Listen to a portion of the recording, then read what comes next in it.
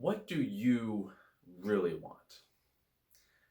And I want you to take a second to actually think about this because it's easy to come up with a quick answer.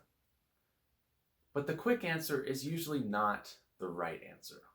If you're anything like me, you didn't know what you wanted for a really long time. And you still probably don't really know what you want. So I'm 21. I think back to when I was 15 or 16 or 17. I had no idea what I wanted to do with my life, as most people. Completely normal. So what do? Well, if you're like me, you look outside to other people. You say, what should I want? What is good to want in this life? What should I be striving for?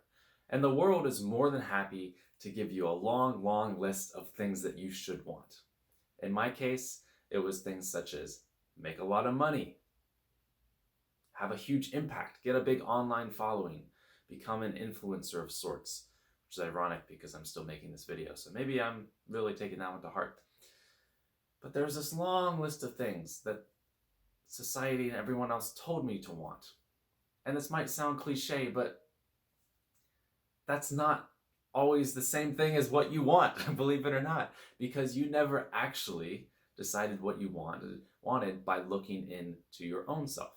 It was given to you. So there's a problem, because this means that we end up with a bunch of desires that aren't ours. And we end up spending our lives pursuing all these paths and all these things that we actually don't want. And that's a really shitty place to end up when you spent the last 20 or 30 years of your life grinding away, trying to reach some goal, only to find and realize that that was not your goal. Talk about a life of regret. All right, that's when people have midlife crises or quarter life crises, or whenever you have the crisis, it's going to be because of that. Because you're realizing, oh crap, I actually have been living my life in this completely wrong direction. So we want to avoid that. And that's really what I am trying to do personally, is making sure that I am going down the right path.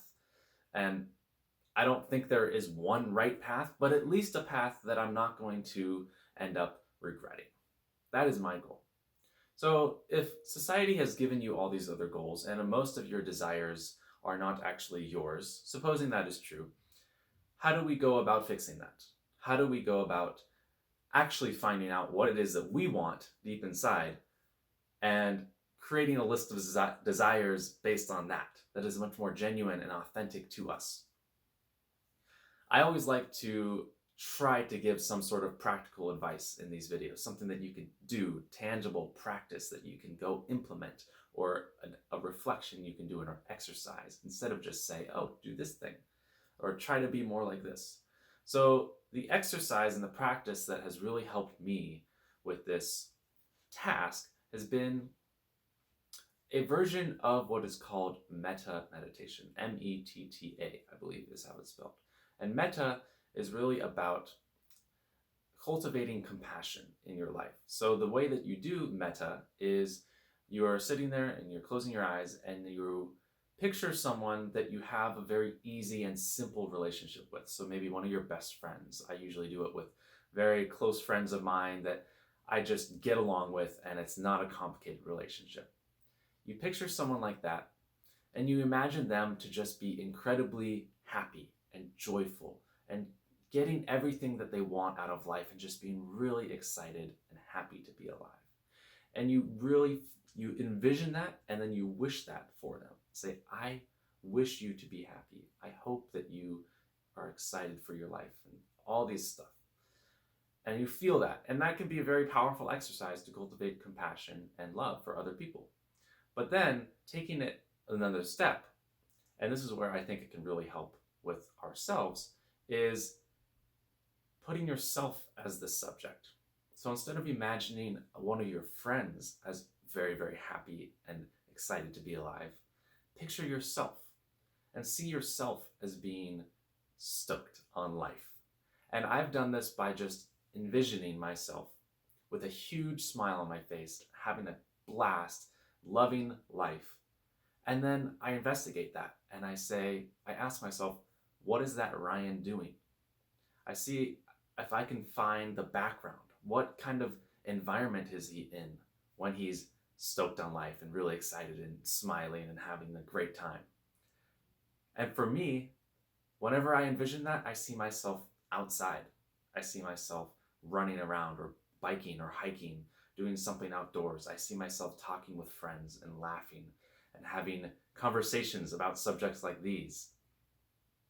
I see myself training and working out and just pushing myself. I see myself reading and writing and living a very peaceful and reflective life, immersed in nature. This is what I envision for myself, of what I believe would make me happy. And this was done in a kind of roundabout way. First, you do it for other people. You know your friends, you know how they're going to be happy. You know when they're going to be happy and what it is they really want. If you know them well enough, you might know what they want better than they do, because they might be living in this world that we do, where we have a bunch of desires that aren't actually ours. So you take that practice and then you turn it inward onto yourself.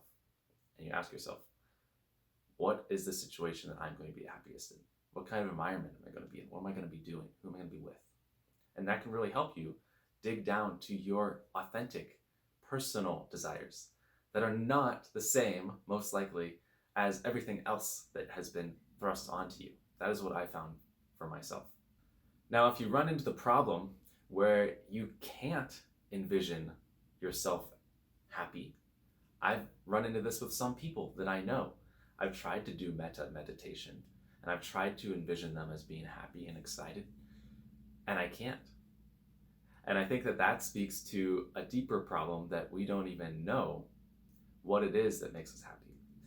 Or we see others as just being incapable of being happy because there is always something wrong. There's always something that needs to be fixed.